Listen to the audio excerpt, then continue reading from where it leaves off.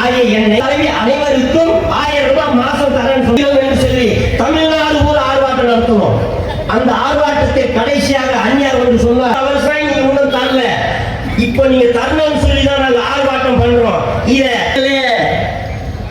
मुत्तवेल करना नहीं स्टाइल ये सुन तो सेकंड बोल रहा है मीट के आशा में को मंजे भी 1000 रुपए आता जी அப்படினா ஆய அத்தோலையில ஜம்மா மஞ்சே क्या அத குடுக்கா தொட்டு தேசிய முற்போக்கு திராவிட கழகத்துடைய நிரந்தர பொதுச் செயலாளர் ஸ்டாலின் அவர்களை பார்த்து தேசிய முற்போக்கு திராவிட கழகத்துடைய தலைமை கழகத்தை சிந்திக்க வேண்டும். ஏன் என்று கேட்டால் தாய்மார்களை ஏமாற்றி ஓட்டு வாங்கி முதலமைச்சர் தேசிய முற்போக்கு திராவிட கழகம் தமிழகத்தில்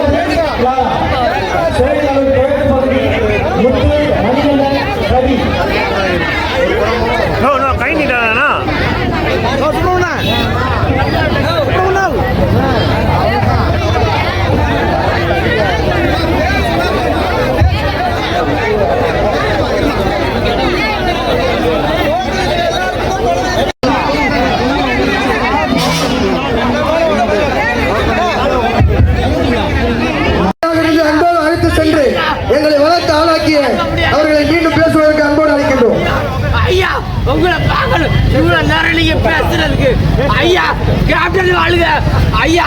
எங்க தலைவர் இருந்தாருல என் கண்ணவை எனக்கு கொடுத்துருப்பாரு ஐயா. ஐயா எங்க ஐயா பாக்குறேன் ஐயா. எங்க ஐயா செல்ல திராவிட கழகம் பேசுங்க ஐயா. ஐயா தலைவர் காமராஜர் பேரறிஞர் அண்ணாவின் கொள்கையோடு புரட்சி தமிழர் எம்ஜிஆர் அவர்களுடைய கொள்கை இறந்து புதியதோர் உலகம் படைத்து இளையவர் ஏற்றம் பெற உழைப்பவர் கொடியை அறிமுகப்படுத்திய ஒரே தலைவர் புரட்சி கலைஞர் பொன்மான தலைவர் கருப்பு எம்ஜிஆர். அந்த கொடியை அமைத்தது மட்டுமல்ல, அந்த கொடிக்கும் ஒரு வரலாறு தந்த அருமை தலைவர். வாழ்கிற காலத்திலே ரசிகர் மன்றமாக இருந்த இந்த இயக்கத்தை ஒரு ரசிகர் மன்றத்திற்கு ஒரு கொடியை அறிமுகம் செய்து தந்த மகத்தான தலைவர், தொலைநோக்கு பார்வையோடு இந்த கொடியை அறிமுகப்படுத்திய தலைவர். சிவப்பு கொடியின் ஒரு கருத்து உருவாக்கம். இந்த சிவப்பு நிறம் என்றால் ஜாதி, மதம், இனம், மொழி கலந்து ரத்தத்தால் நாம் அனைவரும் சமம் என்பதை நினைவுபடுத்துவதற்காக, அறிவதற்காக, ஒரு கொள்கை பிரகடனத்தை உருவாக்குவதற்காக அந்த கொடியிலே ஒரு சிவப்பு நிறத்தை அறிமுகப்படுத்தினார். இடையிலே ஒரு மஞ்சள் நிறம். தமிழகத்திலே ஒரு ஒளிமயமான ஒரு தமிழகத்தை உருவாக்க வேண்டும், ஒரு மங்களகரமான ஒரு தமிழகத்தை உருவாக்க வேண்டும். ஒரு தொலைநோக்கு பார்வையோடு மஞ்சள் நிறத்தை உருவாக்கிய தலைவர். இருண்டு கிடக்கிற தமிழகத்தை வெளிச்சத்திற்கு கொண்டு வர வேண்டும்.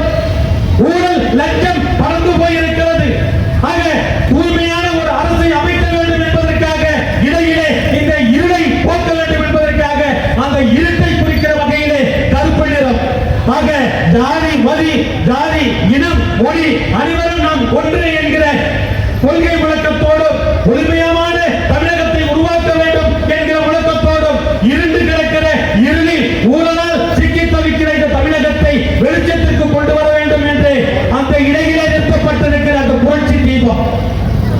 ஆக இப்படியாக இந்த கொடிக்கு ஒரு கொள்கையும் தந்த தங்கமான தலைவர் ரசிகர் மன்றமாக இருந்த இந்த இயக்கத்தை 2005 தேசிய முற்போக்கு திராவிட கழகமாக மாற்றியவர்களால் உலக அரசியல் வரலாற்றிலே எத்தனையோ அரசியல் தலைவர்கள் இயக்கம் ஆரம்பித்திருக்கலாம், எத்தனையோ அரசியல் கட்சி தலைவர்கள் எல்லாம் ஒரு கட்சியை ஆரம்பித்திருக்கலாம். ஆனால் ரசிகர் மன்றமாக இந்த இயக்கத்தை ரசிகர் மன்றத்திற்கு கொடியை அறிமுகப்படுத்தியதோடு 2005 மதுரையிலே மார்க்கெட்டி ஒரு மாபெரும் மாநாடு நடத்தி கிட்டத்தட்ட 25 லட்சம் இளைஞர்களை ஒன்று திரட்டி தேசிய முற்போக்கு திராவிட கழகம் என பெயரை சூட்டி ஒரு இயக்கம் தந்த வரலாற்று தலைவர் புரட்சி கலைஞர் கேப்டன் என்பதை மறந்துவிடக் கூடாது. அப்படியாக இந்த இருக்கிற இந்த இயக்கத்தை இன்றைய தினம் கட்டுக்கோப்போடு இந்த இயக்கத்தை நடத்தி கொண்டிருக்கிற கழகத்தினுடைய பொதுச் செயலாளர் வீரமங்கை வேலுநாச்சியார் மக்கள் தலைவி எங்கள் அந்நியார்.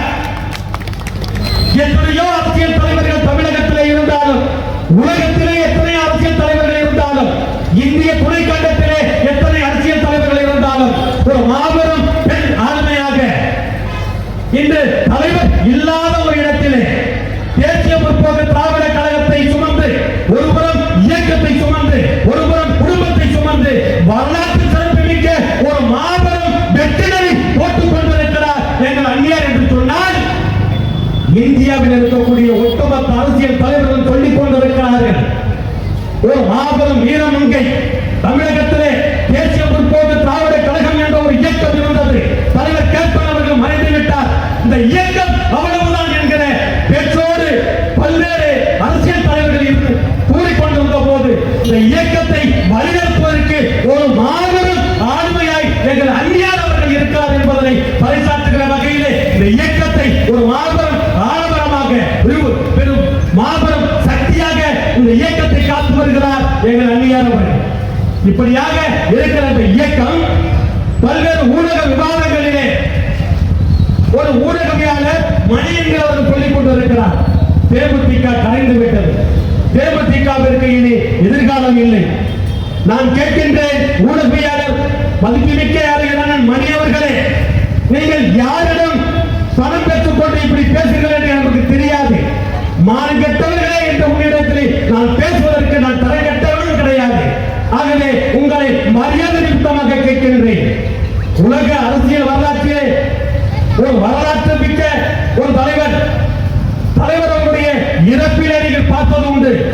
பல்வேறு அரசியல் கட்சி தலைவர்கள் மட்டுமல்ல, தேசிய முற்போக்கு திராவிட கழகத்தினுடைய தொண்டர்கள் மட்டுமல்ல, அனைத்து மக்களாலும் நேசிக்கப்பட்ட ஒரு மாபெரும் தலைவருடைய இயக்கப்படா 5 ஆண்டு காலம் சட்டமன்ற உறுப்பினர், 5 ஆண்டு காலம் எதிர்கட்சி தலைவர், எந்த ஊழல் குற்ற வழக்குகளும் இல்லை.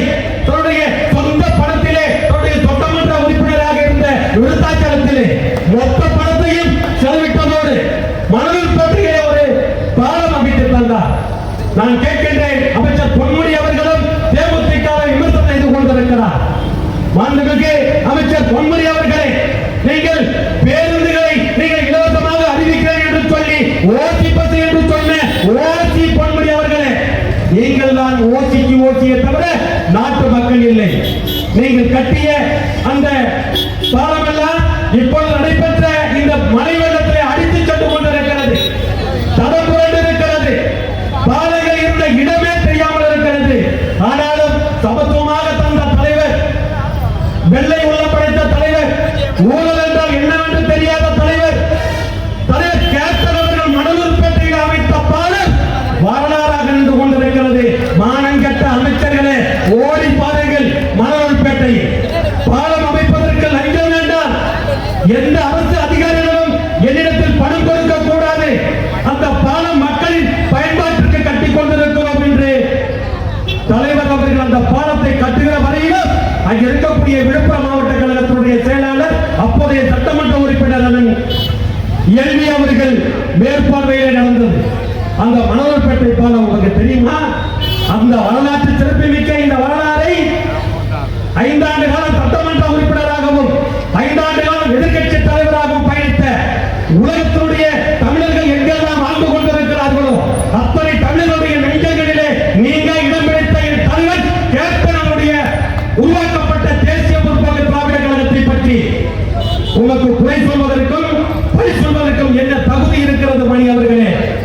நீங்கள் வேண்டுமென்றால் என்னிடத்தில் நேரடியாக விவாதம் செய்ய தயாராக இருக்கிறோம். தேதியை நீங்கள் குறிப்பிடுங்கள்.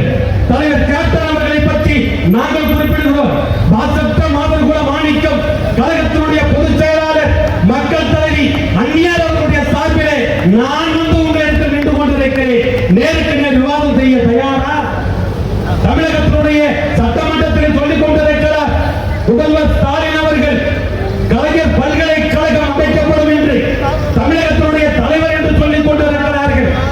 நீங்கள் தமிழகத்தினுடைய தலைவரும் கிடையாது, ஒட்டுமொத்த தமிழகத்தினுடைய தலைவரும் கிடையாது.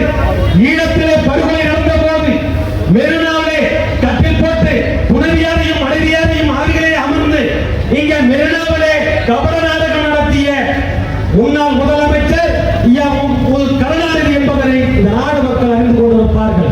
இவற்றையெல்லாம் நினைவுபடுத்துகிற வகையிலேதான் ஈழத்து கவிஞர் அவர்கள் எழுதினார்கள். தமிழகத்தினுடைய இலங்கை தமிழர்களுக்காக போராடக்கூடிய தலைவர் கலைஞர் இல்லை. அதைதான் சொன்னார். கலைஞர் தமிழின கொலைஞர் கன்னி தமிழ் பெண்கள் கயவர்கள் கற்பழிக்க கை கட்டி வாய்ப்பத்தி கைகூலியா என்று கண்ணகிக்கு சிலையடித்த கருப்பாடு சொல்லி சொல்லி உன்னை வரலாறு ஏற்றும் உன் பெயர் சொன்னாலே தமிழுக்கு கூசும். சொத்து குவிப்பதையே தொழிலாக செய்து செய்து உன் செத்து போன செவிகளுக்கு கேட்கலையோ? கத்தி கதறிய முத்து குமரன் ஒளி தோள்கள் கிணமெடுத்து சிங்களை வெளிப்பிடித்து தமிழன் உயிர் குறைக்க சிங்களவன் துடிக்கின்றான். அங்கே தோள்கள் கிணமெடுத்து பதவி வெளிப்பிடித்து பாதி தமிழகத்தை பரம்பரைக்கு எழுதிவிட துடிக்கின்றான் இக்கிழவன். இங்கே அந்த இத்தாலி எருமைக்கு தப்பாமல் தாழவிடும் தப்பாடி கழுதையே ஒரு எப்போது மறவாத தமிழினம். தமிழினம் அழிகிறது.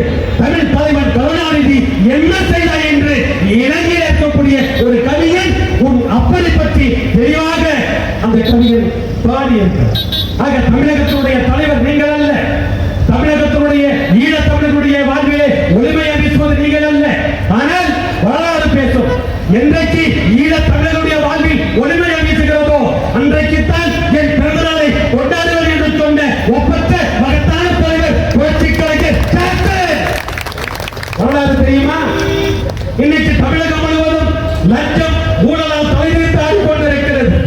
கச்சத்தீவை நீக்க முடியவில்லை. முல்லை பெரியாரோட பிரச்சனை தீர்க்க முடியவில்லை. எங்கு பார்த்தாலும் லஞ்ச லாவணியம் தலைவிரித்து ஆடிக்கொண்டிருக்கிறது.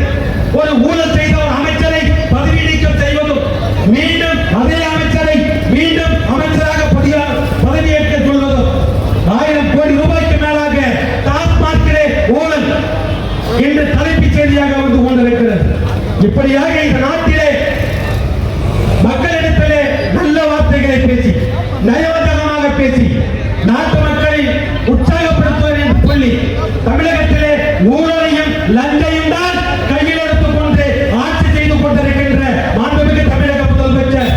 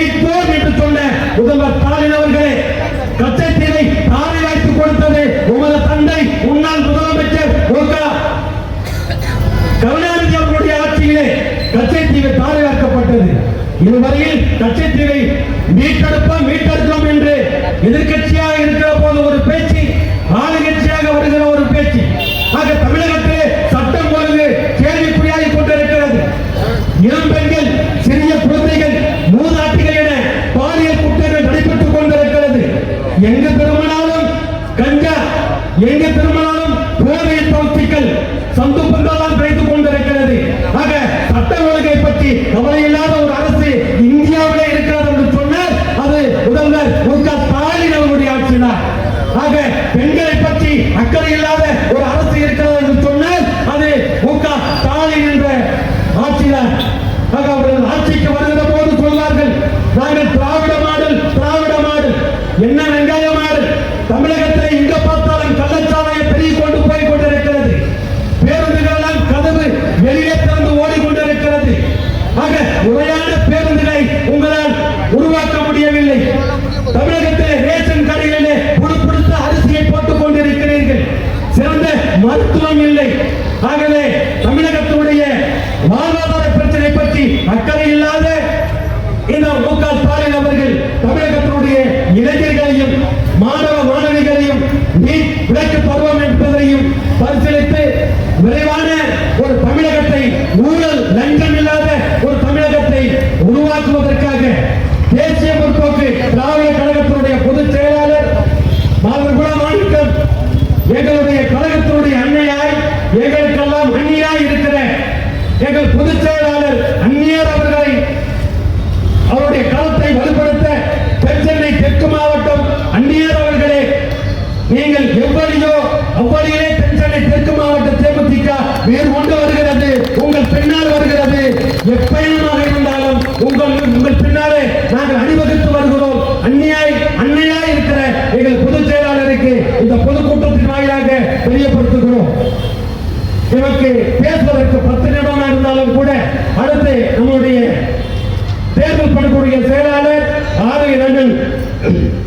அண்ணன் கணேசன் அவர்கள் உரையாற்ற இருப்பதனால் இதோடு எனது உரையை நிறைவு செய்கிறேன். துல்லியமாக தினசரி நடப்பு நிகழ்வுகளையும் கல்வி, விளையாட்டு, அரசியல், வாழ்க்கை முறை, மருத்துவம், தொழில்துறை, சினிமா, பொழுதுபோக்கு போன்ற பல்வேறு நிகழ்ச்சிகளையும் உடனுக்குடன் காண கேப்டன் டிவி மற்றும் கேப்டன் நியூஸ் சமூக வலைத்தள பக்கங்களோடு இணைந்திருங்கள். உங்கள் வணிகத்தை கேப்டன் டிவி மற்றும் கேப்டன் நியூஸில் விளம்பரத்தின் மூலம் மேம்படுத்த விருப்பமா? உடனே கீழே கொடுக்கப்படும் எண்ணிற்கு தொடர்பு கொள்ளுங்கள்.